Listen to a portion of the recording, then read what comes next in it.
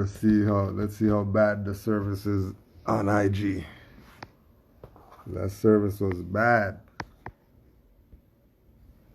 That service was bad. I don't know what was going on, but that service was bad. Over there. So let's see what's going on. Peace, fam. Peace more. Oh, look at that. You're clear. Oh yeah, what a surprise. You're clear. But you know what? It's better here anyway. I never liked YouTube, man. So they always mess around. Yeah. And they can't stop the knowledge. So today we're presenting the Canaanland, the Canaanland Moors, presenting the correcting Black history with the original verses, the Kemet versus Greece and the rest of the world. So we're gonna go back 150,000 or so years. We're gonna right to the present day and bring it right to today. We're gonna touch on a couple of really just key dots and to let you guys connect the dots because it's a lot of information. So and we're gonna focus mostly on Kemet and versus Greece, and then you'll see why. We're gonna talk about phenotypes. We're gonna talk about race, the color black. We're gonna talk about Atlantis. We're going to talk about origins and the Olmecs and the Moors, of course. So let's get into it. Give thanks to the Canaanland Moors again for having me here. First Tuesday of every month. Here we go. This part. Okay. Let's begin with the African people, the Keftiu, known as the Cretans or Cretans, who my research has shown to be the people who first educated the Greeks in their lessons in civilization during the early second millennium BC. And before we proceed, I'd like to point out the fact that when you look through the college textbooks and all the books in ancient history, there's very little that is said about the Cretans in the Northern civilization, the Keftiu. And once we go through this little lesson today, you'll understand exactly why. Now, the Cretans, who are they? They are people that came from the area that's known today as Kenya. Somewhere down here in East Africa, and about 4,000 BC, they made their way up and settled here in what is today Libya. You know, Sais, where they worship the mother goddess snakes, along with the people who mix in with the blacks of Sumer over here, the Keftiu. Later on traveled to the island of Crete, and the other people became the Akan people. When the Holocaust came, they came down to West Africa. But around 4,000 BC, the Keftiu came and traveled to the island that is now called Crete and established a phenomenal civilization. And these are the people who in ancient times controlled the entire Mediterranean Sea. They were phenomenal sailors. Okay? And then from this island, they controlled Athens and mainland Greece during the period of 4,000 BC to about 1,500 BC.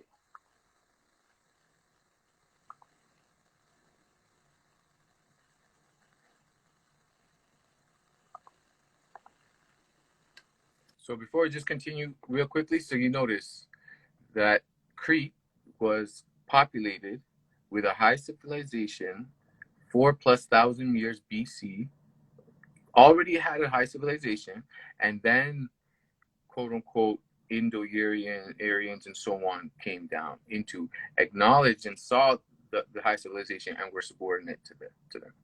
Okay, and keep in mind, he spoke about Cretan and he spoke of Minoan civilization. That if you remember the last few classes, the last few presentations, we spoke on Minoan and the Kalymnos and certain islands that I come from, and there's certain islands in that area, Minoan, which were all Moors. So, and then look at this architecture now. Let's see how. Okay, this is on Crete. Here's a view of the Kefti Palace, the Palace of Knossos. Many books try to make you believe that this was, early prehistoric Greek achievement. This is just simply one of many palaces. Phenomenal. Look at this.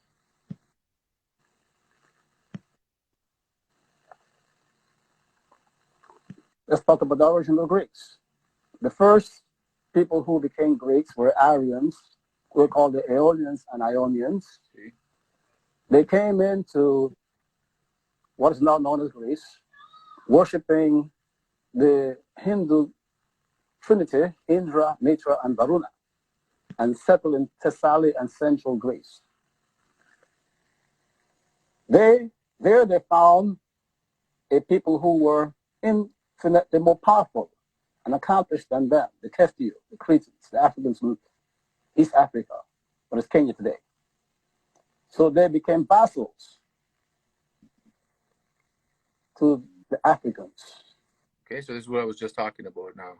This other race of people came into what is known as Greece and what referred to Greeks, and there was already high civilization there. Okay, this is what I was just saying. It's just a little bit ahead of the video. The Africans had much to teach them. And also the Africans, the Cretans, or Keftiu, exported their civilization to Athens and the Peloponnese. Now you go to school and we talk about Hellenic civilization. Helen or Hellene is the name that's given to the Greeks. Now Helen was the son of Deucalion, and his name was derived from Hele or Helen or Selene, which are all names for the mother goddess of the Cretans. The Cretans or the Keftiu were a matriarchal civilization, and God was a woman in those days with these African people. Now, Helen was a name given to the royal deputy, to the high priestess of Selene, meaning that when the Aeolians and the Ionians came to central Greece and Thessaly, they began to study religion with the high priestesses of the mother goddess. And the Greek deputy, royal deputy to the high priestess was called Helen. And this is where we get the name Hellenic civilization from.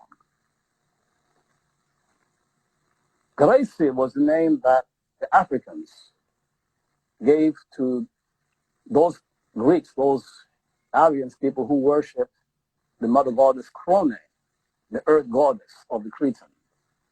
And Gracie, of course, eventually became Grecia or Greece.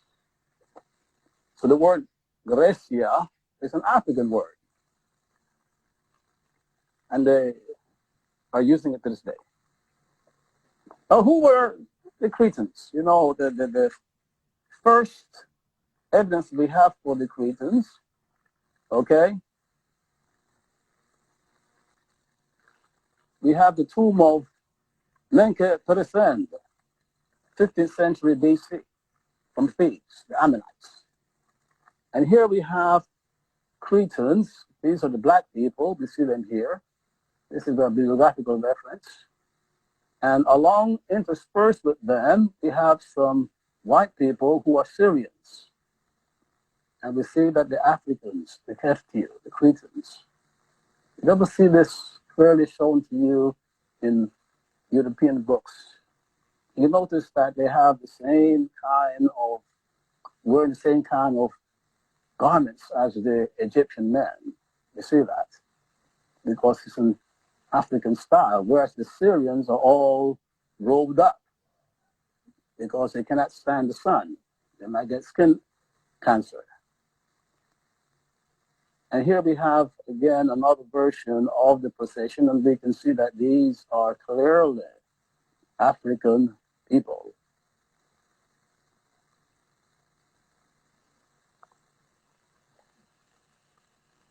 The Olympics. When we delve into our history, we find that the Cretans, the Ketu, these East Afrikaners, used to have sports as a preliminary to their major annual religious ceremonies. They had boxing and bullfighting, wrestling, races, and so on. This is where the Olympics came from. A celebration that the Ketu initiated the Greeks into.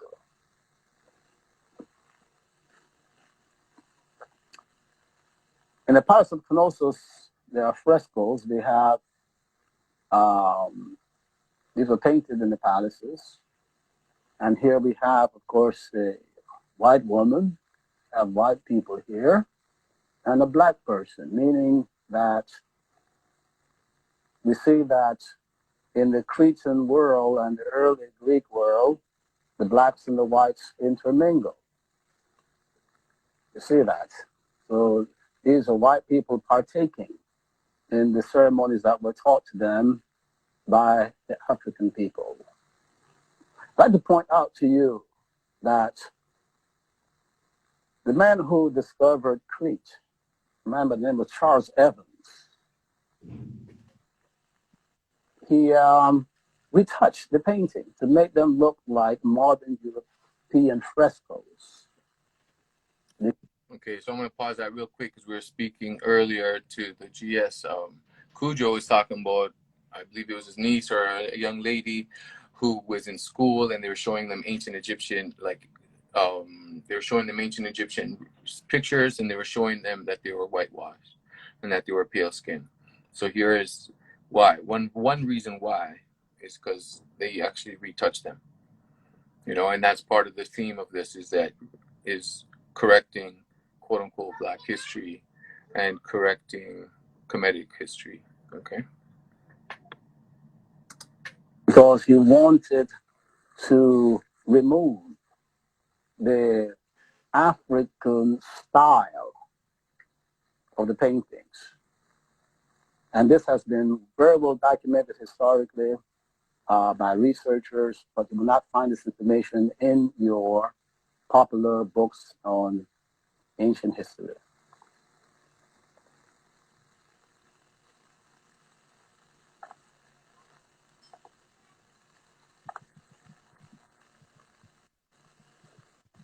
The Cretans also taught the Greeks agriculture. They taught them how to grow olives, grapes. Because the Greeks, the Ionians were herdsmen. They're nomadic people. They knew nothing about agriculture when they first came down to what is now Greece. They were taught seafaring. That's how, the Greeks, who were nomadic herdsmen, became masters of the seas later on. They were taught religion when they served the African mother goddess, Selene and Crone and so on. And they were initiated into the Lucian initiations system by the Cretans. Mystery system that's shrouded in a lot of mystery because they don't want you to know that these were African people that gave the Greeks the Lucian mystery system. As a matter of fact, a lot of so-called Greek mythology, all the goddesses which have been demonized in Greek mythology and given a subservient position to the Greek gods, the male divine figures in the mythology, were really the high benign goddesses of the African people.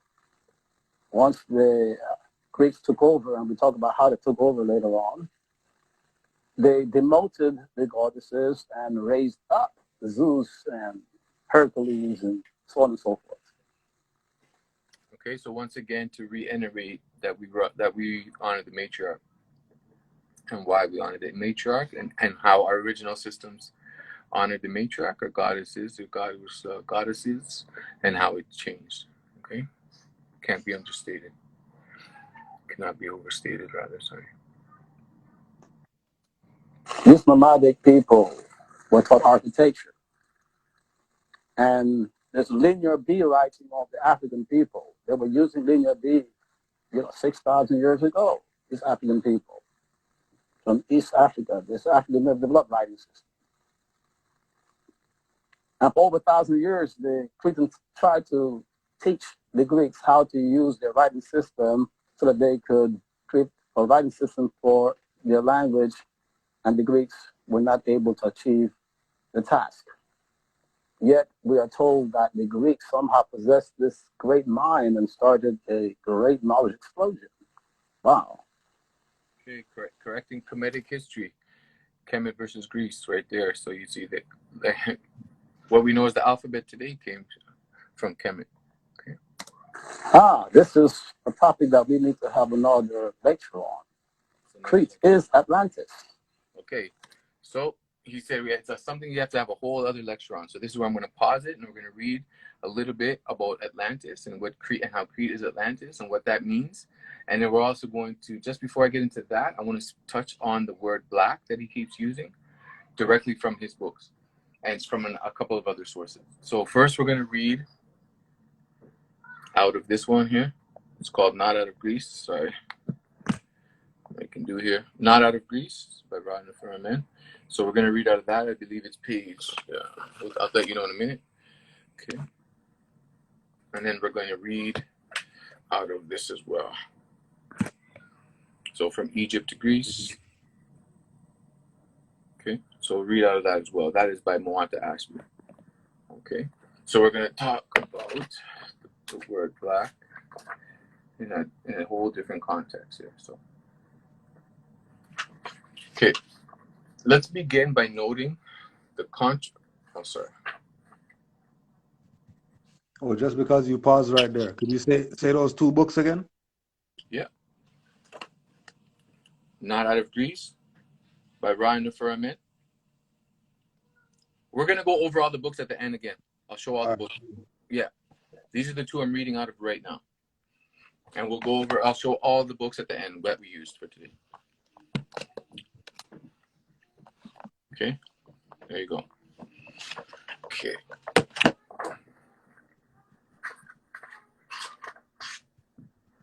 Yet the Egyptians did not call themselves black people, quote unquote black people, or quote unquote Negroes. Did not. From the Latin negro, meaning black. The word they used to denote themselves was camel. It is compounded of cam, meaning black, whose determinative is the black scale of the crocodile, and au, the word denoting themselves, camel. Cam is the root of such words as Kemet, meaning black land, and kami, to be black. In the phrase for books of the black land, Budge translate Kemet as the black land in the sense of land of blacks. The word Cam and Kemet are used consistently to indicate black things. Incidentally, as far as I know, the ancient Egyptians are the only people in history. Okay, listen to this. This is the key right here. So he explains what it means, and now I was going to show you. The ancient Egyptians are the only people in history to refer to themselves as black people, or quote unquote, as they would say in here, Negroes. Even though the Cushites and Ethiopians were darker due to the greater heat in their country, Egyptians never referred to them as black people. It is important to note that the word Kemet, with a K-E instead of Kemet, that many are in habit of using, as well as Egyptians, and Egypt has no such meaning in the Egyptian language. So chem, and people say, oh, chemistry and that has zero meaning. It's cam, K-A-M. Neither is it related to alchemy, as I was just saying, which is a word derived from the Arabic language. The use of the word Kemet for Egypt and Egypt as well, in place of its own name, Kemet, plays into the hands of the people that are trying to deny the quote-unquote blackness of the Egyptians. So there's a lot of points in there that I'm sure Cujo would like to talk on, but maybe another time. I'm not sure if he's going to chime in or not. Oh, no, you go in, bro. Go in. but okay, so there, you're here. Okay, I didn't know if you could hear, if you were right there. So oh, yeah, no. We got the YouTube going too. So yeah, you I'm in see the how chat. not even, sorry? No, I got the YouTube going too at the same time, so I'm in the Nice. chat. Yeah. So you see how in ancient Egypt, even though the Cushites and the Ethiopians were darker skinned, they were never referred to as black people. Black is Kham, Kham, and it's specific to Egypt. And the meaning of what black actually means is a lot different. And the Egyptians themselves did not refer to them as quote unquote black people. They were the Kamo. And they were the only people in the history of the world to ever use the word black until now as we know it and what it means. So this helps support the theme that I've been hearing a lot in regard and coming from you, and it's in general of the word black being used nowadays and what it means and how people try to add so much to it, but what it actually means. Anyways, you can touch on that another time. But this is straight from the horse's mouth. Okay? Good. Okay, so that's the first thing in regards to the word black. Now, second thing I want to touch on here, and this is from the same book. We're going to start here by saying, let's begin by noting the controversy over the word race. It has been used as the chief word for indicating the large categories of men, that there are differences between men that can be and has been categorized into 4 major groups cannot be disputed. In response to how the human brain recognizes types of anything, distinguishes them and categorizes them, it is a natural and necessary to coin terms for labeling the distinctions made. Let's imagine a group of 1,000 persons that are asked to separate 4,000 people that are composed of 1,000 each of distinctly Africans, Europeans, Asians, and Orientals. We can expect them to carry out the task with 100% accuracy.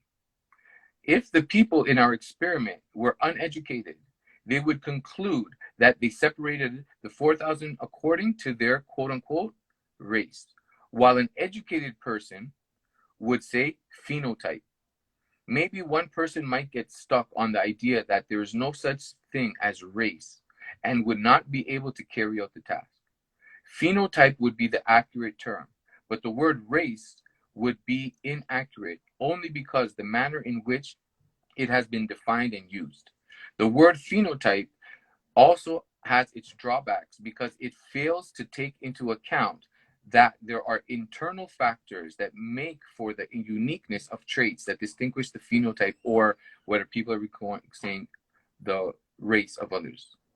The word phenotype must take into account the internal cause and just not the external manifestations of differences. We are, of course, speaking of genes. So they're speaking about genetics, okay? So it's blowing out the whole concept of black, the white, and then the whole idea of race. It's just blowing it out with like just pure knowledge and pure science, okay? So now the definition of phenotype: the observable physical or biochemical characteristics of an organism as determined by both genetic makeup and environmental influences. So genetic, again, the expression of a specific trait, such as stature or blood type, based on genetic and environmental influences. An individual or group of organisms exhibiting a particular phenotype. And as the author just said, one thing that phenotype does fail to acknowledge is the internal workings that happen before these physical observances occur. Okay, so I wanted to put into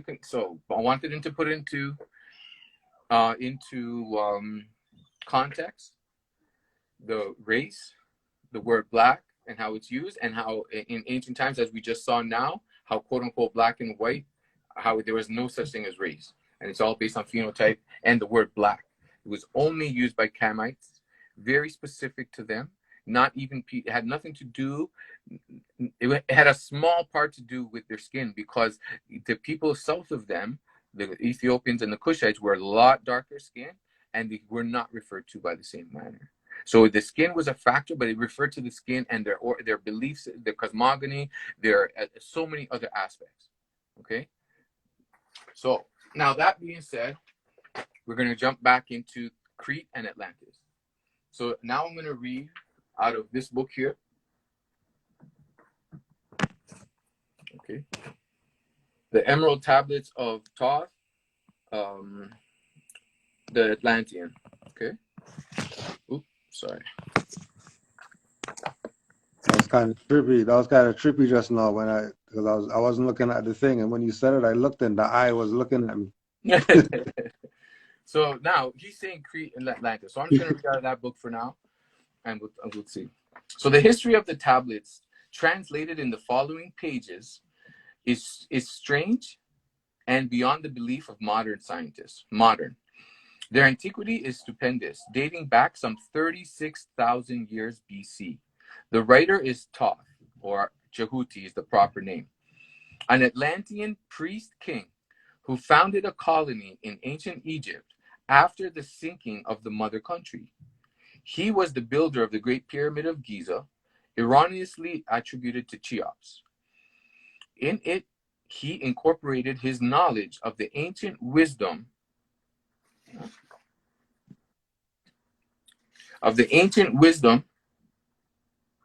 Sorry, one second.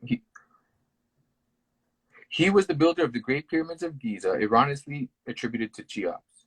In it, he incorporated his knowledge of the ancient wisdom and also securely secreted records and instruments of ancient Atlantis. For some 16,000 years, he ruled the ancient race of Egypt from approximately 50,000 BC to 36,000 BC.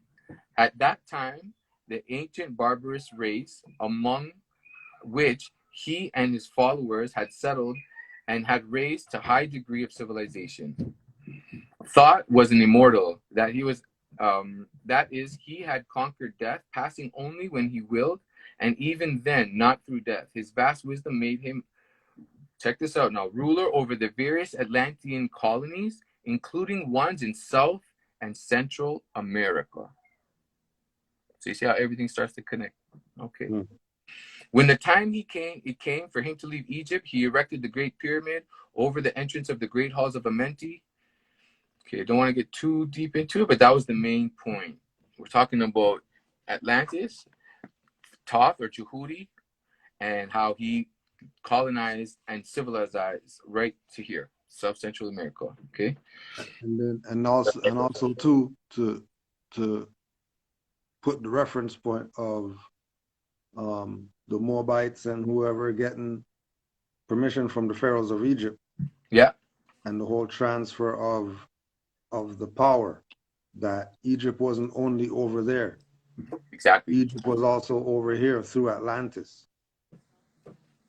So as soon as the scholars start talking about, that's why you hear about everybody else. You wouldn't hear about Ra and Ephraim and like that. Nope.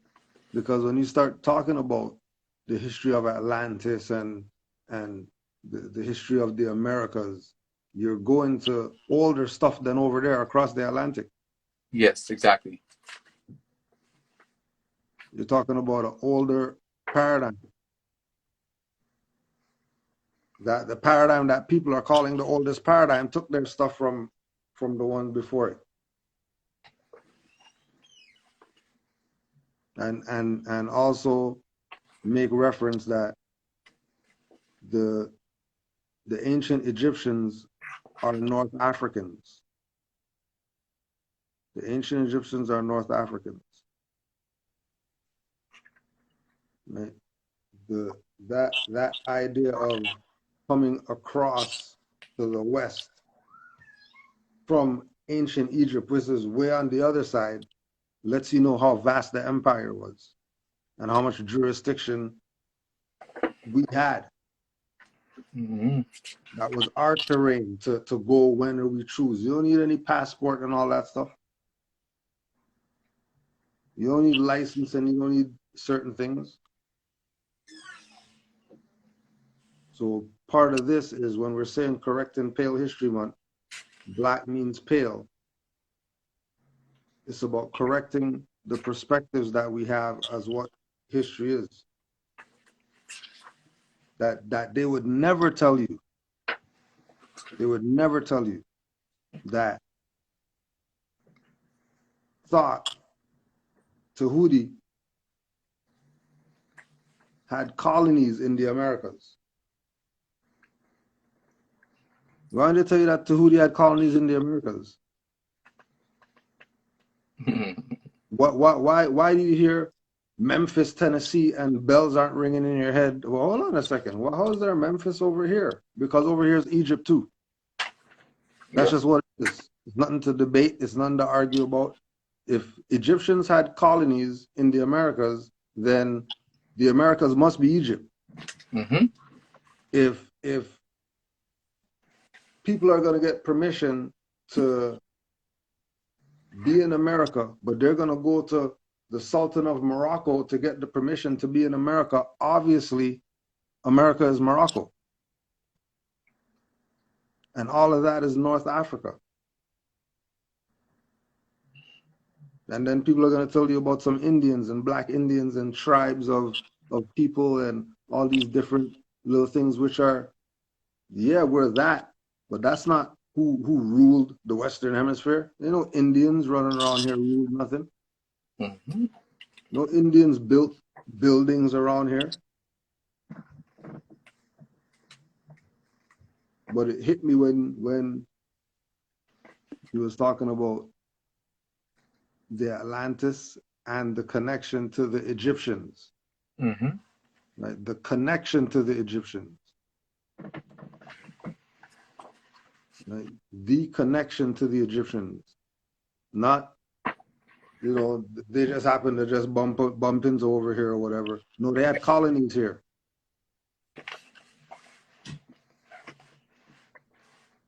Please, bro, go ahead. Yeah. So supporting, just to keep supporting that is so much. Okay. First things first. Okay. The Yamasee are direct descendants of the Olmecs through the Washita Moors. So basically, you picked up on the next sentence I was going to say. The Yamasee Moors resided in Georgia I'm reading out of First World Order. Email Oh, yeah. And then a more in the chat on YouTube just said Google Egypt, Georgia. Absolutely. And we're going to get into some names right now. Like you said, Memphis, I'm going to give the definitions of some of these right now. So, the Moors called by the name Yamasee or Yamasi, from the Arabic Yamasi, which means they are anointed. We're one group. They're all one group. We're all one. Okay. Next thing here.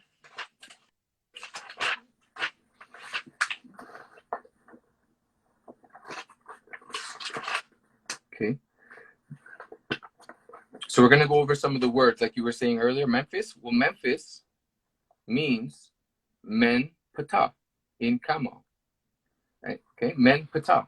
And if you knew Ptah had the longest reign in Kemet. Okay. We're going to get into that one too. Ptah had the longest reign in Kemet. I believe it was 18,000 years. Okay. Utah is a group of other gods with hidden arms. Missouri is Mezura, royal son, or son of the sun god, Moses' son. Alabama is Allah Mba, the presence of Allah. Mississippi is Isis-Sipi, the shrine of Isis. Texas, Chasu, the seven divine masters of wisdom. Chahuti, same concept, coming from the form of from Chahuti, Jahuti, where the seven universal laws. So you see them? Okay. Iowa, Ayawa, Jah the Great. Minnesota, Mena or Menes, first Egyptian king of the first dynasty, composed with Sata, Men Sata or Menasa. Manhattan, Min Aten. I have composed this plausible definition from the name of the Egyptian god of fertility, Min, and Aten, prefix, which means variously as island, land, canal, domain, district, region, the Aten of Min, the island of the fertility of God, which is Manhattan. Tennessee, Tainus, Sa, protectors of Tainus. Memphis, as I said before, Men Ptah. Tallahassee, Ta Allah Hasi, Allah will conquer. Nebraska, Neb, Lord, Raska, the word of God. There's so many of these. I could keep going, but right down Philadelphia. Another thing I wanted to say with the word Cam, it's also Ham, as in for the Israelites, for Hebrew Israelites, same thing. Okay, so that's, let me see here, one other thing here.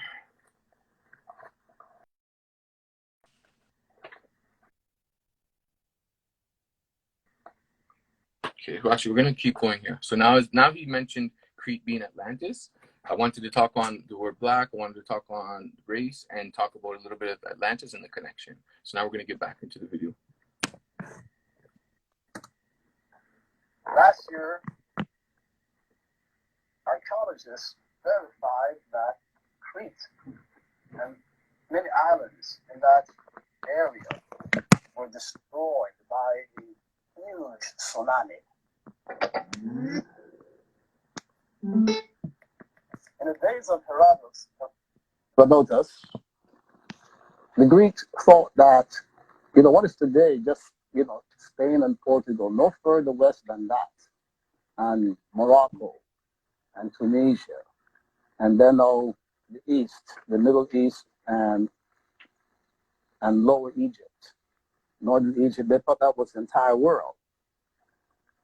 So the Greek idea of Atlantis would not go into the Atlantic Ocean. There was no knowledge of an Atlantic Ocean when Plato and Solon spoke about Atlantis. They did not know that there was a world beyond the Mediterranean. So that's the confusion that we have in our minds today, that, when the Greeks first spoke of Atlantis, that they perhaps were referring to some continent or subcontinent island in what we know today as Atlantis. But you see that in those days, they were speaking about an island that was in the Mediterranean, because that's the furthest knowledge of the expanse of the world. And archaeologists last year documented, because they found seashells and other type of marine, fossils, 30,000 on mountain tops, 30,000 feet above sea level.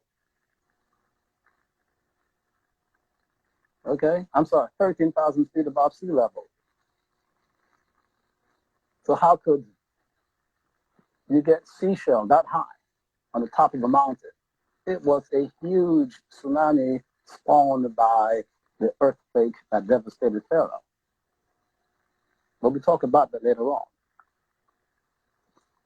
Okay, let's get into what historians claim to be the starting point of the first explosion in human intellectual history. It starts with Palace of Miletus, 605 BCE. Now, he did not write in the book. This is what, the word has come down, that he went to Egypt, 605 BCE, and the Egyptian had, by then, built over 100 pyramids, and all kind of astronomical knowledge, mathematics and geometry and science and medicine. And they claim that he blew the mind of the Egyptians because he was able to calculate the height of a pyramid from the shadow cast by the sun's rays. Now, when we go into the Ames papyrus, written in 1650 BCE, meaning 1,000 years before Miletus, and the papyrus is recording knowledge that goes even before that, there are many examples of problems given to school children in Egypt on how to find, such information.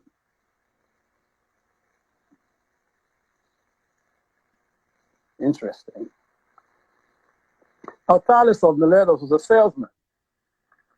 He wasn't a scholar.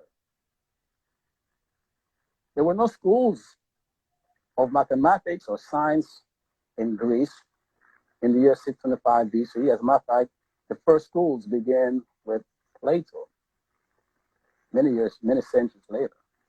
So where would Thales have gotten his knowledge if he got the knowledge on how to do that?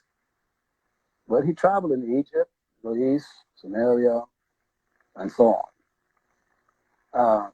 It's very simple. Do the math. And they said that Thales supposedly initiated the Greek, liberation of the mind from religion, meaning that, our Western scholars try to make us believe that it was religion that fettered the minds of people, and it, held back science, even though, for the beginning of Egyptian history, we are told that the fundamental motto of Ma'at is that to know truth, you must live it, meaning that before you consider something the truth, you must prove it by experimentation, by living it. That's meaning observation, experimentation. To know truth, you must live it. Thousands of years pause right there. Galileo. For now. Yep. So that's part of, again, going back to the teachings of once you get into nationality and birthrights, that it's about doing something with the information, not just hoarding it. Right. Actually applying the information. If you learn about some herbs or something, you should probably be drinking those. It won't hurt to probably drink those. And you can't be a herbalist unless you've done that. Right. But just to stress that point of applying the information. Yeah. Right. If the information is not being applied, it's just collection of data. You're just hoarding, just an information hoarder. But in supporting the point of being active, because active Right. doesn't just mean you're running around mindless. You're applying the knowledge. You're learning by being active. You're actually becoming wise, and that's the only way you can even teach is by practicing. You can't. You're saying you learn about a herb, you take it, you learn about it, you practice it, then you can teach someone about it. How can you teach someone about a herb that you haven't even taken or practiced? Right. Yeah, man. Good point. That's a really good point. Yeah. Well, yeah, you can carry on. Yeah, one other thing really quickly on when we were talking about phenotypes and stuff, I wanted to touch on this thing again about race, like a point of understanding, like what is it that distinguishes one culture from the other? What factors determine whether or not a cultural factor is borrowed by one group or another? And what criteria determines that a culture is not simply influenced, but is actually a part of another culture? As stated, so anyways, so just talking a little bit about phenotype again. And there's 5 points here. Contact, so evidence of prior contact and relationships. Ethnicity, both groups matching in their ethnic background. Myth, synchronism, so the myths connect. Philosophical synchronism, so the philosophies behind all the myth and what have you. And then rituals and traditions. So what's interesting about that is just showing the connection again from Kemet into the Americas. And then, as you were saying, there was so much before the pyramids. There was mounds. I think there's thousands up to Canada, right up to here. There's mounds in Scarborough. Okay, so people don't know. There's mounds in Scarborough that are probably as old or older than the pyramid, and all across America, North, South, Central America. And the mounds are based on the same geometrical math, like the math and the science of the pyramids. Same exact knowledge. Okay, so I want to keep going. Yeah. The fundamental rules of science. So how could Thales have predicted an eclipse when there were no schools of astronomy and mathematics in Greece? Maybe in his travel he got it from the Persians, the Sumerians, the Egyptians. I mean, it's very simple to understand. And then when, of course, to his Greek fellow men, it was phenomenal. I mean, he said an eclipse is going to take place on this date, and so when it took place, and it happened, he sacrificed 100 oxen. A practice continued throughout the entire history of Greece. Now, is that religious or not? No, it's not religious, it's superstitious. Huh? Mm-hmm. Now, let us see now how well the Greeks understood mathematics and science. We know that logical thinking is a foundation of mathematics and of science, meaning that if you cannot reason logically, you cannot practice mathematics or science. This is the nugget. This is the essential point. We don't have to, base our conclusions on what Ron Efferman is saying or Professor Van Doren or anybody. Let's find out how well the Greeks understood logic. Now, there are two processes in logic, deduction and induction. We deduct when we have a law, and then we find this as deduction. In that if you know the law that governs energy, meaning E equals mc squared, you can find the energy of things, you can deduct the energy value of any specific thing using that law.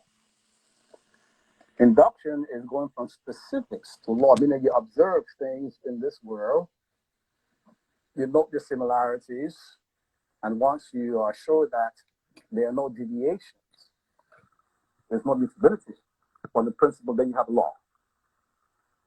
For example, in E equals mc squared, if I'm given m, meaning I know the mass of something, let's say the mass of something is 4, and I'm given the speed at which it is traveling, 20 miles per hour. So if I multiply the mass 4 by the speed, the square of the speed, meaning c squared, then I can find its energy value. Any schoolboy can do that. Any schoolboy, starting up maybe about the 9th grade, 10th grade math or whatever, if you give them this formula, if I give them mass and I tell them multiply it by, the speed squared, they can find the energy. Once they understand that, they can solve, any number of specific problems that requires this law. That's deduction. School children can do it. They do it all the time. What does it take to induct, to figure out? Einstein, who figured out that the energy of something was its mass times the square on the speed at which it is traveling, was called a genius, a man of, superior intelligence. Because how many people can figure that out? That, take something, the speed of it, square it, and then multiply it by its mass, and give its energy. Here we have any number of school children by the millions finding the energy of something using the law, but only one man could figure out how to find that law. So I want you to understand that every law of science in chemistry, physics, biology, in mathematics, the square of the area of a square, the area of a triangle. We go to school and we're given the formula, and we can deduct the area of a triangle, the circumference of a circle, the perimeter of a square or trapezoid or whatever. But how many people could have figured out how to discover the formula to find the area or the perimeter? That's induction. And this is why the scientists who discovers laws are in a vast minority, while everybody with minimal skills can apply those laws to find answers once a few geniuses have figured out, have inducted. So if you cannot induct, you cannot discover, you cannot create scientific laws. So deduction is not a big deal. Okay, so I just want to touch on again the parallel and the connection with laws versus bylaws and people who try to act out the laws. The people who actually create fundamental laws, that's divine, as is shown here through law of induction versus the law of deduction. And then we're going to apply this. So we're seeing the Moorish paradigm, the Moorish connection. We're going to apply this to the Medu Nedu 4 and how this all relates to the Medu Nedu 4 and modern day today, things that we can practice today in regards to spiritual practices and how we can apply this like literally till today. Okay. When we go through the writings of the Greeks, we find that they lampoon induction. They distrusted induction. Why? Because they didn't know how to do it. In the entire history of the Greeks, there is not one single, example of them arriving at anything through induction. Meaning they have not created and invented anything. Oh, you might be saying, well, what about the Greeks in Alexandria? Well, we come to that. That's stolen legacy. Okay.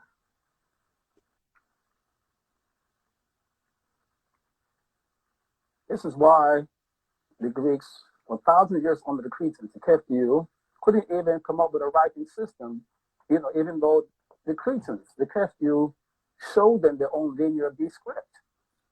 Eventually, the Greeks had to settle for the African Canaanite, so-called Hebrew alphabet, not alphabet, alphabet. When you read my book, Out of Greece, you get much more details about that. And the only time the Greeks supposedly, did something great was when it came to Alexandria, around 300 BC. But we will look into that. Let's talk about Greek numeracy. Now we find that the Greeks have a numeracy problem. What do I mean by that? They didn't have a numerical symbolism. Chinese had numerical symbols. The Aztec and the Mayas had numerical symbols. The Egyptians had numerical symbols. Sumerians, the Cretans had it. A numerical symbol is a symbol that allows you to do calculations in your mind, to manipulate figures abstractly, to do mathematical calculations. When the Greeks wrote numbers down, they used alphabetical characters, alphabetical symbols. You see that? A was 1, B was 2, C was 3. So they would write on A plus B equals C. You see, you're not manipulating a numerical symbol there. And that was a problem.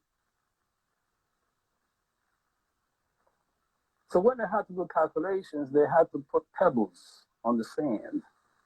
Okay? And of course, the Greek word for pebbles is calculi.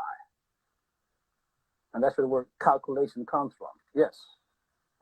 And of course, today, when we use pebbles or beans or marbles or whatever, they call that using manipulatives, devices that we use to teach young children mathematical concepts. Well, that's where the Greeks were. Look at that.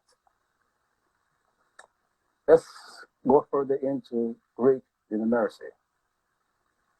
Now, Pythagoras, a Greek, okay, has been credited by Western history to have discovered the secrets of the right angle triangle, and it's called the Pythagorean theorem.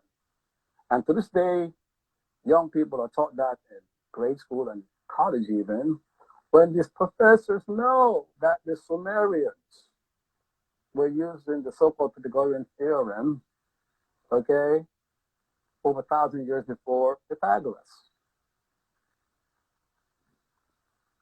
The Chinese were using it. The Egyptians were using it. They use it as a major calculation in the building of the Great Pyramid of Khufu and all of those pyramids. There's also Cairo papyrus showing some 40, problems given to students to find the value of the hypotenuse. That's sorry. This is this side here, the hypotenuse here.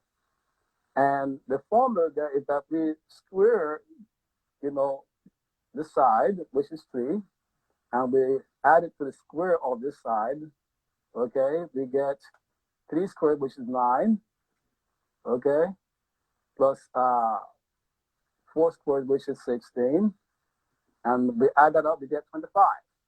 And the square root of 25 is 5, which equals the length of the hypotenuse. And this supposedly is what Pythagoras made famous for the Greeks. But then a student came to Pythagoras and said, Master, if the length of this side is 1 and the length of this side is 1, then I will have 1 squared plus 1 squared equals 2. And the square root of 2 is 1.41 plus an unending series of decimals. And since we're using pebbles, we cannot have an unending number of pebbles or fractions of pebbles. So the story goes that Pythagoras threw the poor fellow overboard. And then now they call it an absurdity, meaning that, you cannot have a reality, numbers that, absurd numbers like that, numbers that have an unending number of decimals. And so therefore, the whole theory was abandoned, was never taught again in Greece. Interesting. And it's interesting to know that Pythagoras never built anything with this knowledge. He spoke about it, but they built absolutely nothing. That's because they really couldn't work with numbers. Pythagoras is celebrated as one of the greatest minds of antiquity. Okay? Now, Pythagoras started to teach at the age of 50. He was educated in Egypt. He went to Egypt in his early 20s. And he stayed there studying for about 30 years. And he went to all the different, temples. This is very well documented. He never used the Pythagorean theorem, even though the Chinese and Egyptians used it in architecture and all kinds of, industrial components and things of that nature. Pythagoras created, is celebrated for the harmonic theory. And when you apply it, you come up with a scale that has 72 different tones. Look at that. The tones that they use in music today has 12 tones to the octave. His octave will have 72 tones, a totally unusable practical scale. Yet he's celebrated as a great man. Now let's go back to his education. He was quite comfortable staying in Egypt, studying, being initiated into the mysteries, and then he was captured by the Persians when the Persians invaded and conquered northern Egypt. And was taken as a slave to Persia. And of course, he impressed the Persians with the knowledge he acquired in Egypt and was therefore able to get his freedom. Then he went to Greece, taking the knowledge that he gained in Egypt and in Persia and began to teach the Greeks this knowledge. Yet whatever he taught the Greeks, they call it Greek knowledge. My goodness, if somebody came to America and studied all the Latin America and then goes to Brazil to teach, you cannot call that Brazilian knowledge, you call it American knowledge. Mm-hmm. I mean, this is just simple logic. These are the games that these Western scholars play. Democritus, he imagined that if you took a drop of water and cut it in half, and you took that and cut it in half, and so forth, he's imagining, It's not deducting, it's not inducting. If you keep reducing a drop of water to smaller and smaller and smaller, you will get to the point where you must arrive at a drop of water the size of which you cannot go any further. Because you can imagine that water will go into nothing. You will end up with an irreducible, unit of water, which you call an atom or atom. You see that? But Democritus was not a Greek that studied in Egypt. And this idea of an irreducible reality is what we call the Kemetic divine principle of Atum or Temu. You see that? But in Egypt, that irreducible principle is not energy and matter unit, but it is the non-energy, non-materiality that we call consciousness, which is the foundation of all manifestation. But for this absurd idea that you could arrive at an irreducible material unit, the market, which has been shattered because we have split the atom, they found that there are all kinds of energy particles beneath it, hundreds of them. And it's still trying to figure out, they have lost count. But for this absurdity, Democritus is now called the father of scientific thinking. Plato, one of the greatest minds we are told in Western philosophy, Western schools. Let's go to his academy. What was the basic ideas happening in Greece and its academy? Empirical observation was discouraged. They preferred theories to observation. Now, observation is the cornerstone of the scientific method. See that? So here, if you go in and study Plato, you will find that the Greeks themselves are saying, we're not scientific. We don't value observation. We cannot trust your senses. Theories, working with theories, you see that, are pure realities. They considered induction inferior to deduction. In other words, if I give you E equals mc squared, if I give you the mass and the speed of something, you can find the energy of it and you can take it to the bank. Okay? Anybody can do it. But very few people can induct. Very few people can come and tell you, I discovered a new law of science. You see that? But because few people were geniuses, few people knew how to induct, he thought it was inferior. No induction, no scientific discovery. Now we understand why the Greeks, fell behind. Theories were more important than facts. The rhetoric more important than the content. That's what we get today. Okay? Today. People prefer rhetoric more than the content. We see that also in literature. The style, how you write, how you express yourself.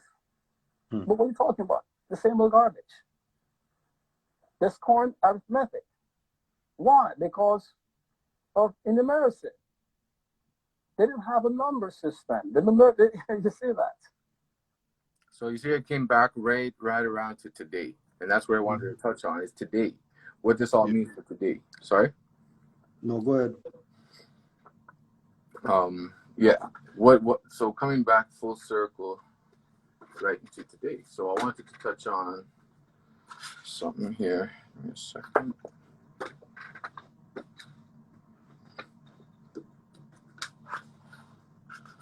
Okay. This is from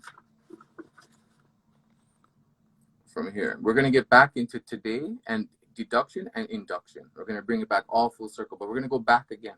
We're going to go back again a little bit, and then we're going to bring it right back to today, okay, and how this all connects. So, the research conducted in humanistic paleontology, particularly by the late Dr. Louis Leakey, has helped to place the birthplace of humanity, now check this out, okay, in East Africa's Great Lakes region, around the Omo Valley. Two ramifications that have not been sufficiently emphasized until now have come to light as a result of this research. Humankind born around the Great Lakes region, almost on the equator, is necessarily pigmented and black. They're saying black. The Glogger law calls for warm-blooded animals to be pigmented in hot and humid climate. All other races derive from quote-unquote black race by the more or less direct filiation, and the other continents were populated from Africa at the Homo erectus, Homo sapiens stages 150,000 years ago. The old theories that used to state that quote-unquote blacks came from somewhere else are now invalid. So I just want to talk about a few cycles here. So this is big because first we were talking about just about 10,000 years BC and people traveling from Northeast Africa. Now we're talking about 150,000. That's a long difference. Migrating and populating the Africa or the world. Just so you know, there's even further back. This goes back millions of years in which this earth was populated, which goes back to support. So people think, oh, there's contradiction here in regards to saying the origin of people and civilization started in Africa, but then how about the Americas? What was happening? So I'm trying to show you that there was the Americas, and then you see there were cycles, and things were happening in Northeast Africa as well. So we're talking about 10, 15,000 years ago earlier, people migrating on Northeast Africa, populating the world. Now this book is saying 150,000 years ago. And better believe there's also cycles of millions of years as well. So don't think it's contradictory. It's cycles. It's cycles. So you can understand that there were cycles of for lack of a better word, evolution and civilization and things of this nature. There were cycles of it. Okay, this talks about 150,000 years ago. Well, somebody was just asking what page you're on.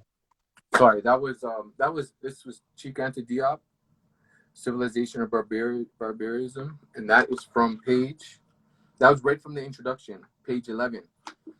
And, okay, from this book, Egypt versus Greece, by Molefi Kete Asante Ama Mazama. Sorry for me. There we go. That this one says, right here, it says, this is quoting Diop. So you see, we have the books, then the reference books, and we keep going. As Diop indicates in the introduction to Civilization or Barbarism, this book here he's talking about, his final and most powerful work, his theory of the African origin of civilization is grounded in the idea that all cultures have a continuity that can be traced back to an original African origin. The African origin of civilization is important because it relates to the development of human approaches to culture and survival of the human species. As we were referring to, deduction and induction, two basic forms of logic, or roots of logic. And for people who don't know or never heard, but there was archaeological research done that there's parts of the continent over there under America over here. Exactly. If you're confused as to where Africa is, when you hear people say Africa, and you automatically think across the Atlantic Ocean over there, there's parts of Africa under America. Because we're all one, and there was civilization and there was population across the globe when it was one, known as Pangea. Absolutely. And I wanted to touch on this earlier about Atlantis, which leads me to feel personally, and from some of the studies I've done, but I don't have the books right here, that there was more than one Atlantis. There was more than one part of the Earth, Pangea, that was highly civilized that went into the Earth. So I'm sure there was a part that happened in the Atlantic Ocean. There's the Mediterranean, as we saw here in Crete. I believe also in Bermuda, down in that area. So I believe there were other parts as well. Yeah. Yep. And it's interesting because you were just saying that now. I'm open to the page where it says the oldest writing in the New World was discovered in Mexico, not Egypt, in Mexico. Okay. The Olmec has been described as a mother culture, which gave birth to the other original Mesoamerican civilizations, including the Maya and the Aztec. So here it says, as with other continents, the mounds and the pyramids of North America vary greatly. It is difficult to determine how many mounds were built in North America, for many have been destroyed by modern civilization, but there are many. 150 years ago, for example, there were approximately 20,000 Indian mounds in Wisconsin alone, with a large portion of them alongside the Mississippi River. Now, after a century of plowing, town construction, and urban sprawl, there are less than 2,000 mounds remaining in Mississippi. As anyone who was in the area in 1927 will tell you, the Mississippi floods, regular flooding, replenishes the soil in this region and makes it rich. This is the same reason the ancient Egyptians lived alongside the Nile. In fact, the similarities between the Mississippi and the Nile, floods and pyramids caused the original settlers of Illinois to name new towns after places in Egypt, such as Goshen, Cairo, and Thebes. Over 200,000 ancient pyramids and huge mounds of the earth in the shape of cones, animals, geometric designs can still be found from the southern coast of America right up to Canada.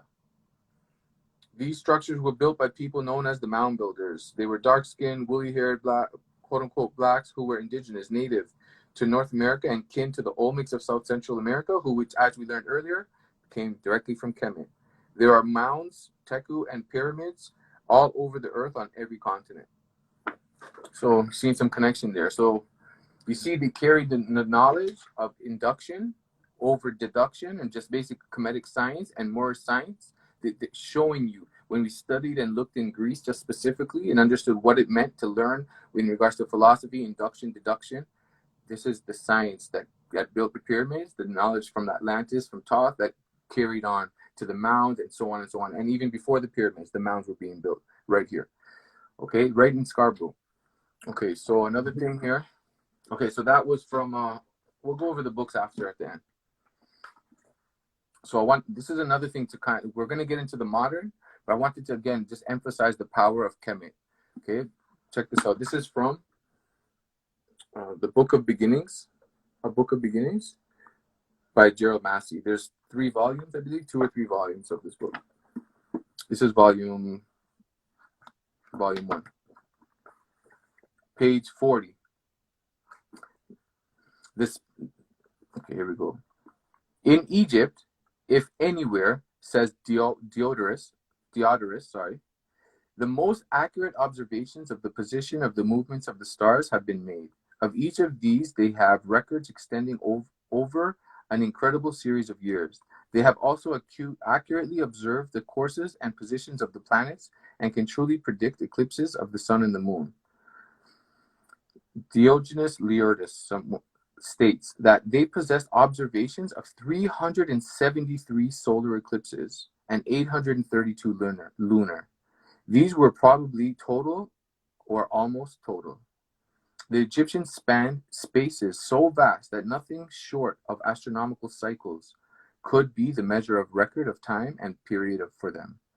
Plato, who spent some 13 years in Egypt, I believe you might say 30, in Egypt, trying to get into the penetralia of their knowledge, reports that they had divine hymns or songs worthy of the deity, which were held in round numbers to be 10,000 years old. He tells us that he does not speak figuratively, but that they are real and credible figures. Okay, we're talking about cycles of 10,000 plus years. Okay, so that was ancient. Now we want to get into a bit of modern and understand. Okay, first, deduction. What does it mean, deduction and induction? So we're just going to read on that just a touch.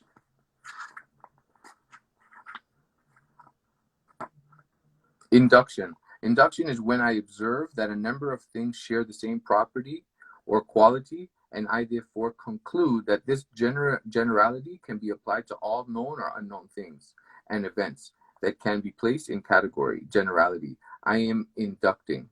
For example, I observe that 100 different substances that I am working with are heated, they expand, and therefore conclude that all other substances that share in the same attributes must expand when heated under the same conditions.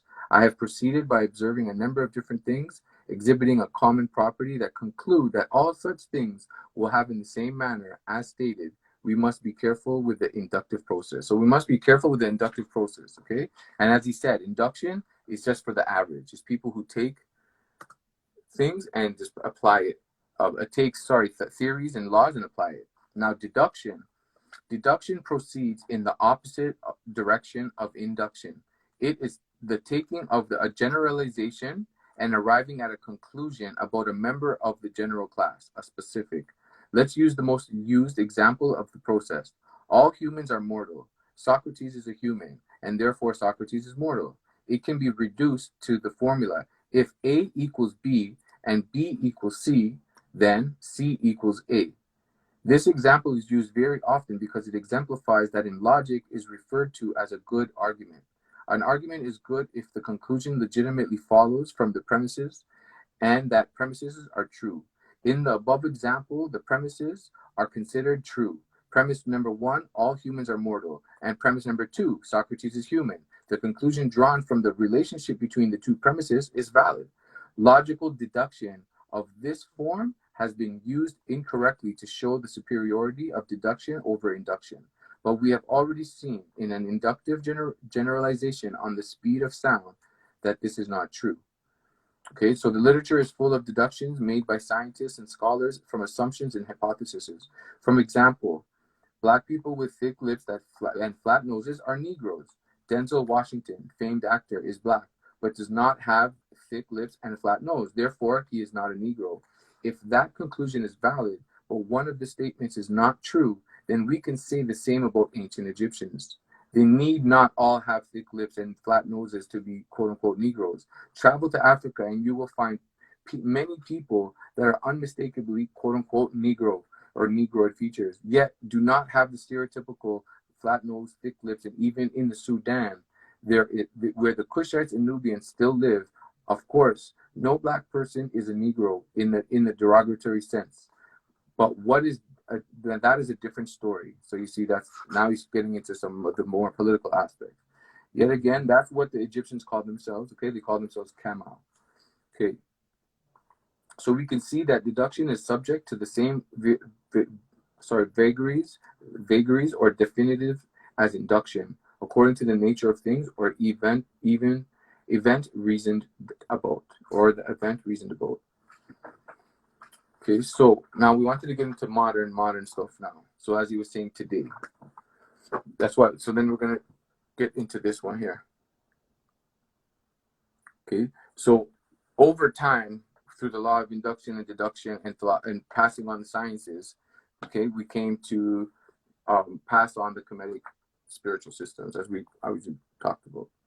So the key to all of this in regards to what I do month to month to kind of bring it into what we do here is to make it what's practical. So in the Meta 4, okay, it speaks on the laws. So as we're talking about the laws, so this speaks on the 11 laws in which you can take any aspect of your life or situation of life and apply it. And you do it month to month to understand, to help you through whatever it is in life that's going on. Okay, so this is starting now, February 21st. Okay, so I want 1 second here. Okay, perfect. So you see here the Patna Teru. This is another version. Oops, sorry.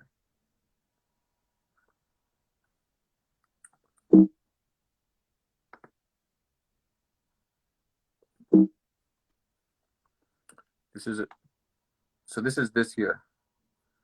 Okay, this is the tree of life. Okay, so these are the 11 laws. These were the 11 laws. Okay, here's Tahuti, Toth.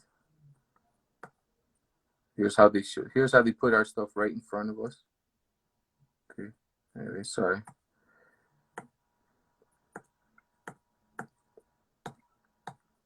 So this is where I want to get to here. So the Patna Teru, the tree of life, represents the 11 faculties or laws of the spirit that controls man's mind and life force. Note that the first faculty, amen, is not shown as it is above the tree of life. The 11th faculty down here, Geb, is made up of the 10 faculties that make up the life force. Okay, so why is this important? Okay, you have the life force right here. So we'll go to the top. You meditate on the following to anchor your mind, the role that reasoning plays in the empowerment of the will, replacement of faith. So empowerment of the will versus the replacement of faith. Induction versus deduction. Okay?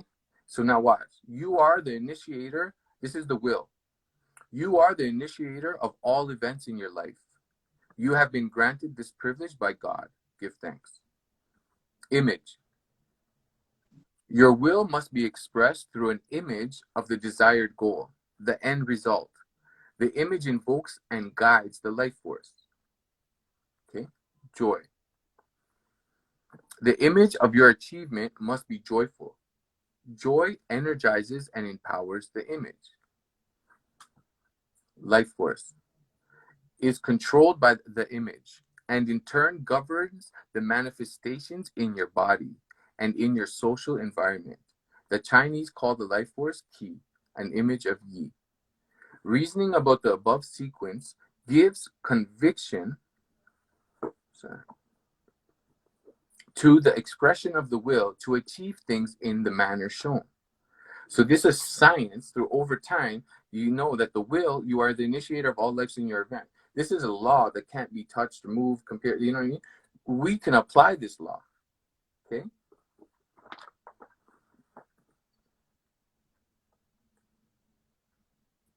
So willpower and reasoning. In his best-selling book on success, Psycho-Cybernetics, author Maxwell Maltz states that an image of what a person wants that is held in the mind long enough will work towards its manifestation as an actuality in the world. This is an important retelling of an ancient truth, but it is only partially true. An image is an object, a form, a particle that serves as a guide to the life force, which is the motive energy behind the manifestation of effects in the world. The voluntary manifestation of effects in life takes place through four components, as we just saw. The will, which initiates the movement of the mind. The image, which guides the life force to its end. The enjoyment of the end result indicated by the image, it enlivens the life force. And the conviction that the end will be attained. Okay, so as we were seeing here, the will, the image, the joy, and then the life force, okay, which is the conviction. Now, what does this mean? So we have 11 laws. So with the 11 laws, I'm going to go into this here. Sorry, 1 second.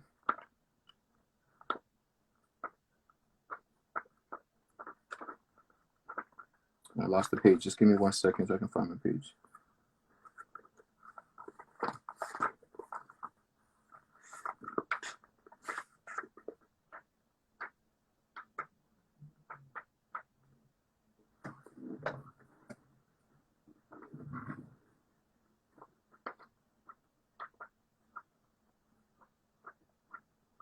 So as I'm looking for the page, I'll just talk a little bit about it. So the will initiates the movement of the mind. So you will yourself, okay, to meditate on one of the laws, okay, and you imagine something specific to the law. You feel the enjoyment that emanates from it, and the result is the outcome of what you are imagining, the conviction. This is the focus and the basis of of this. Okay, and this was the basis and the focus of the Kemetic spiritual system. Okay, so you meditate, and I was just looking for the urges. So okay, I'll just give for an example, paraphrase a bit. So like, for example, there's 11 urges that come through to us that we need to essentially honor. The first one is everyone has the urge to be at peace, to be, so I want, right? The second one, I want to find it, is everyone has the urge or the truth to be one with everything, right? And only through these laws, only through meditating on these laws, at the right time of the year, can you truly manifest the outcome that you want, okay, by doing so. There we go. Okay. So for example, here we go.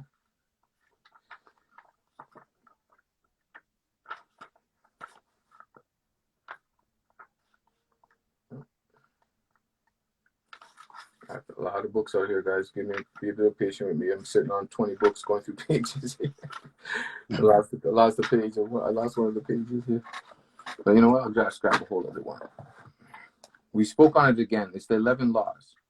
So actually, it's the 11 laws. And just trying to find it here.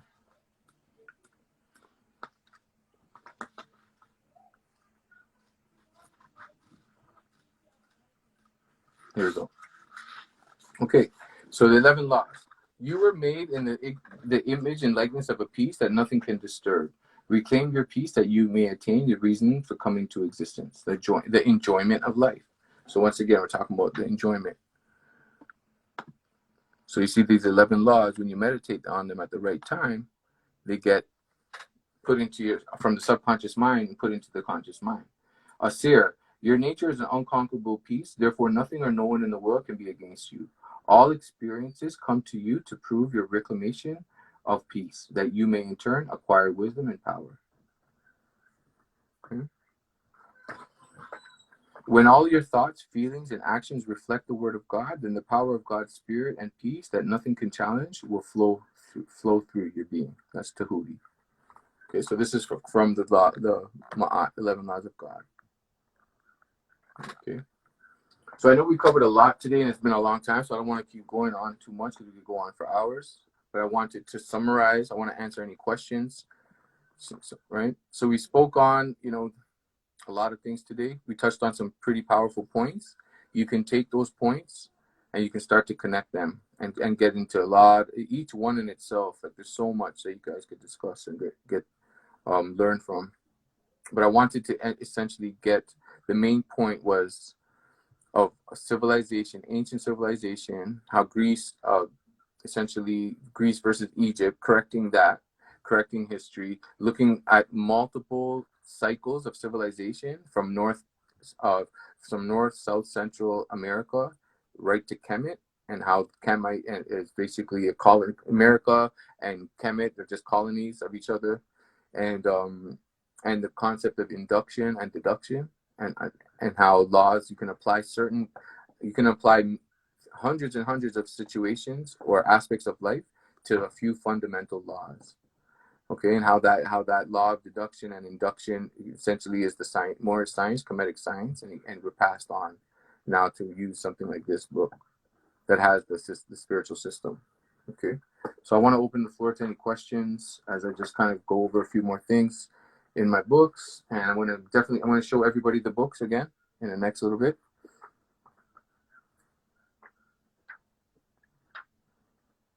So is there any questions? Let's just have a look here.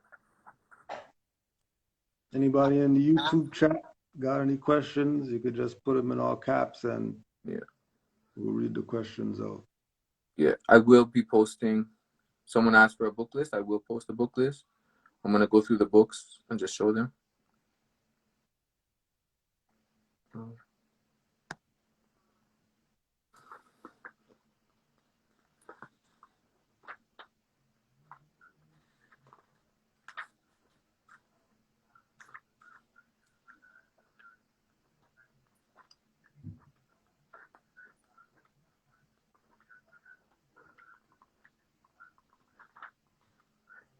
I want to give an example about this stuff, like a more specific example of applying these things. So in February 21st, we're going to be doing the law of Amen. We start the law of Amen.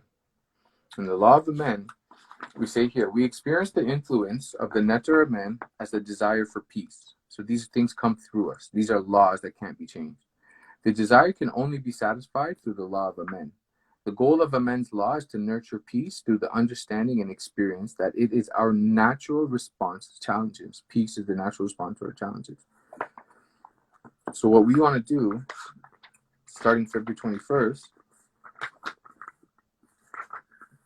okay, 1 second.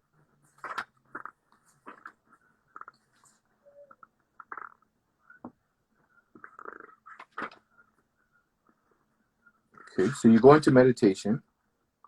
Okay, you visualize a situation in which you are in the habit of reacting emotionally: anger, fear, worry, lust, etc.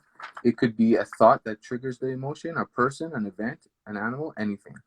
Okay, so you go into meditation after, as we said earlier, remember the meditation position, proper meditation position. Go into meditation for about 8 minutes or so. And you envision, see, we had the will. So you willed yourself to do the meditation, to sit in the right manner. You're imagining Okay, you're imagining the breath, you're imagining the belly going in and out as we spoke about it last class. Okay, you're imagining this. Now you're imagining yourself. Okay, you visualize your person, your situation in which you are in the habit of reacting emotionally. One specific situation. Okay, and the person and everything. Then you repeat the law. So you imagine yourself, like it says here, word, it could be words, right? And you say to yourself, I am that which perceives all around and within me, yet no one could perceive that I am. Okay? So you imagine that law of a man. That's a variation of the law of a man. Or another variation, I am made in the image of unconquerable peace that nothing can destroy. Okay, so you're imagining yourself in the middle of something, then you're telling yourself, I'm made of an unconquerable peace, and then you visualize your person now acting in a manner that gives evidence that you're at peace. So just being at peace, something that would normally make you so angry or get you upset, you upload the law that I am made of an unconquerable peace, and then you imagine yourself being at peace and feeling the joy that emanates from that. Now you do that for another 10 minutes. What you're doing is uploading a new software into your hardware, into the brain and the body. The software being the law, I am made of unconquerable peace. The hardware being the brain and the body. So now you're uploading it. So now when that situation happens, when you're in front of that person and everything, it's going to become that much less likely for you to be anything but peaceful. And you keep practicing that for the month. Amen. The law of a man. Okay, so there's a very specific example of how we can use laws that we're using laws such as the law of a man or the 11 laws of Ma'at to change something in your life. So all this stuff that we were talking about, the sciences of induction, deduction, history of science, how we can use it today, literally and very practically. Okay, and we're going to be starting February 21st. So get your book. This is one of the books. I'm going to go through the books now. If there's any more questions, please hit me up now because we're going to go through the books and then that's it. So this is the book. If you want to get a copy, hit up my DMs or Canaanland Moore's IG as well. And you can get books through there. We can get a photocopy version of it, a binded version, and then you'll get added to a WhatsApp group. That's for people who have the book and are practicing. So you'll get support month to month on each of the laws. So this is one of the books we're reading today. Okay. Here's another one.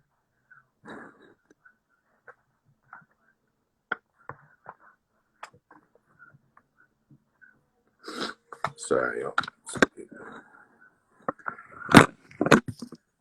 There you go.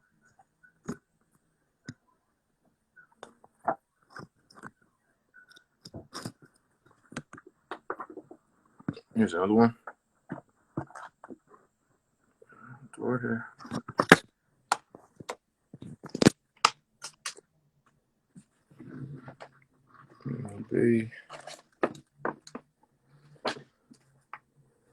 It's all books, not one piece of Google search or anything, okay? Not one. I didn't go online for nothing. These are all books and reference books, and even some of the books I was reading reference some of my books. Some of the other books that I had, and I had both. I had both of them. Not Out of Greece.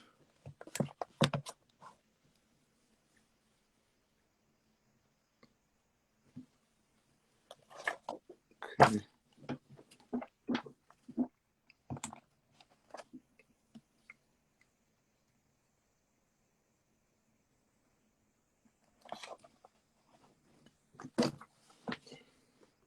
Oh, I think I got this one, but it's a big book, so I'll do it again.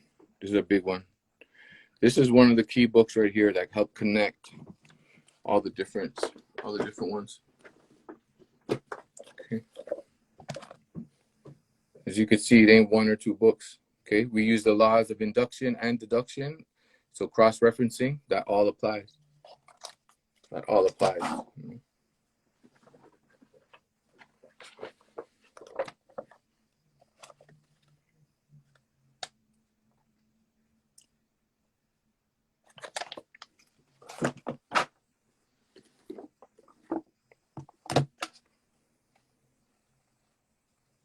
Gotta have a library, yo. Yeah, this is just not even one row. Not even one row of the show. Well, yeah. There's so much more, man. We're literally barely scratching the surface on any of this stuff. I just wanted to kind of do a full circle, kind of touch on some big aspects, and then come back around to just focus back on the Metanetu 4, which is what we're normally doing here. But Yeah. there's so much. We didn't even scratch the surface on some of this stuff. Right and exact, though. Yeah. Respect. Surface not even scratched. And you still got something crazy done. Especially with the beginning, having to go through all the BS to get the message out. Oh, nothing can stop it. Yo. The will, man. You're the initiator of all events in your life. Straight. And this is the thing, man. Like the whole idea in the beginning, he's talking about deductive and inductive reasoning. It's just, I mean, it can't be emphasized enough to understand that through inductive reasoning and mostly deductive, it just shows how much how much knowledge we have at our fingertips. We can apply a million different scenarios in our life to some basic fundamental laws: love, truth, peace, freedom, justice being the core, right there. You know, the 11 laws of Ma'at. It's all right there at our fingertips, literally, and we have access to anything. The ancient wisdom that's 150,000 something years. We have it right at our fingertips. Islam. Islam more. Is there any more questions? No, there was no more. That was it. Yeah. Okay. Cool. We'll give thanks again, yo. We like those ones because that means the word got out properly. Yeah. Exactly. Word was clear. If they don't got questions, word was clear. Yeah. Absolutely. So next, give thanks for the space and time, fam. Always. And next month again, first Tuesday of the month, we're going to be focusing. Next month, we're going to focus specifically, and month to month now, we're going to be, unless there's any special kind of things, we're going to just be focusing on this right here. Every month, we're going to focus on one law every month. And we're going to be doing meditation. Okay. All right, more enough respect. Yo, give thanks. Hail up the fam. Always, man. Always give thanks for everything. Peace and love, everybody out there. Yeah, thanks to everybody for tuning in. This is a big one. Yeah. I think Kemet won. yeah, definitely. Kemet won again. Yeah, study. That's right. And work it out. You know? All right. Give thanks. Study and apply. All right. Peace and love, Mars. Peace and love, Morris.